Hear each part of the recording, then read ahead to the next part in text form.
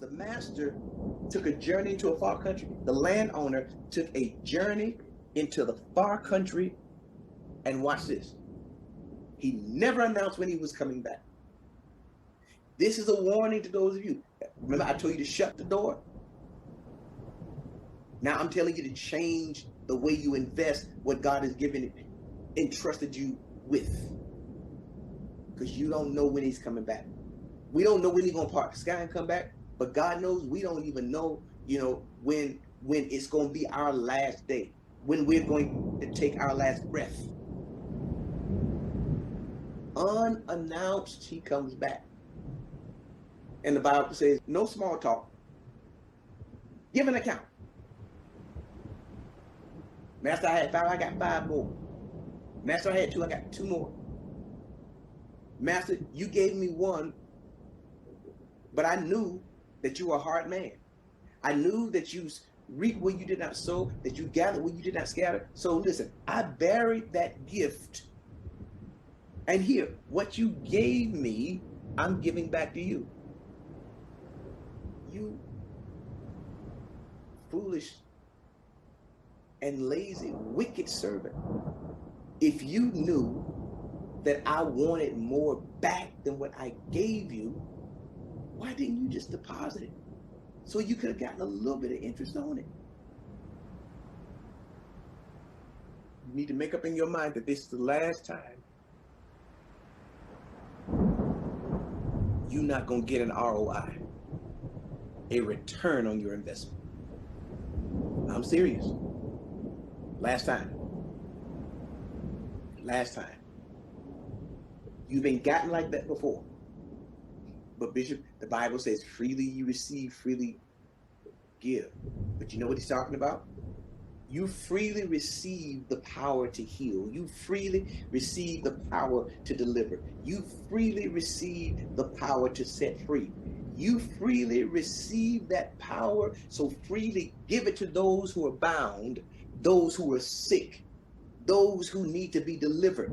But he ain't talking about freely giving it to people who just want to leech, and people who just want to take, and people who want to receive but don't want to give. It's tough. Know who you are. Own who you are. Once Jesus tells you who you are, once he shows you who you are, remember what he said in the word, you are salt, you are light, you are a city sitting on the hill, you can't be hidden. Stop playing small. Stop playing small. There's nothing wrong with playing in the background. The problem is if God calls you from the background and you refuse to go, then you and God got an issue.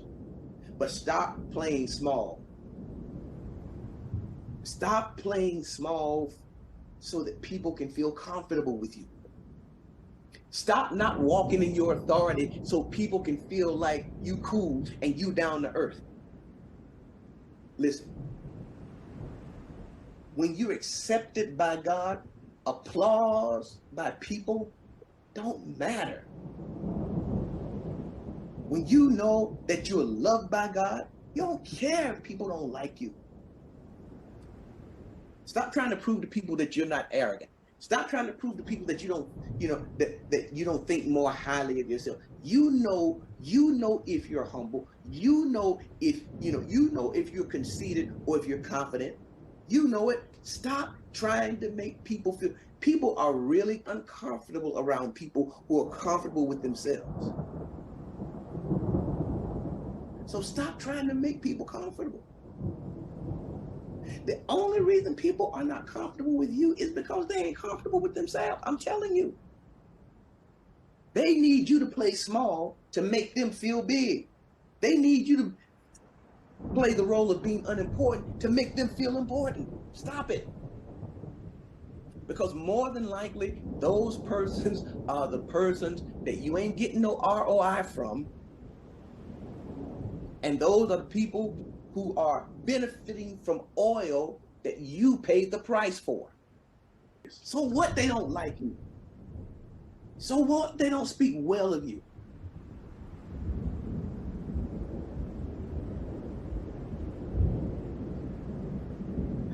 So what?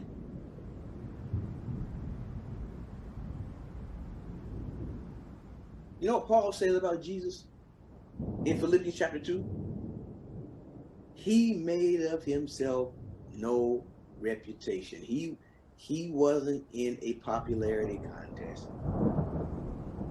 If God be for you, who can be against you? Jesus says, fear not him who can destroy the body, but fear him who can destroy both the body and soul in hell. And guess what? He ain't talking about fearing the devil. The devil can't destroy your body and soul in hell because his soul is going to be destroyed in hell. God controls it all. So don't fear people. Don't fear what they think about you, how they feel about you. No, don't fear it. Fear God, who has the ultimate authority to give or to take life, to bless or to allow curses. So what? If God be for you, who can be against you? So what? No weapon formed against you shall prosper, and every tongue that rises against you in judgment, you shall condemn. It is your heritage, and your righteousness is of God. For God is not unrighteous to forget your labor of love.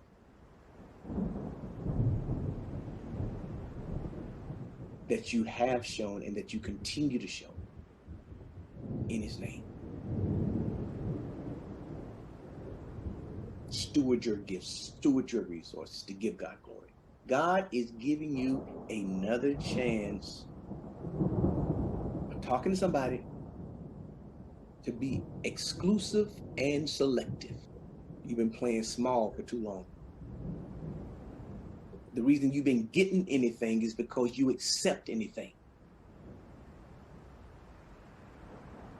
Been playing small. I'm telling y'all now. And it ain't too late. It ain't too late.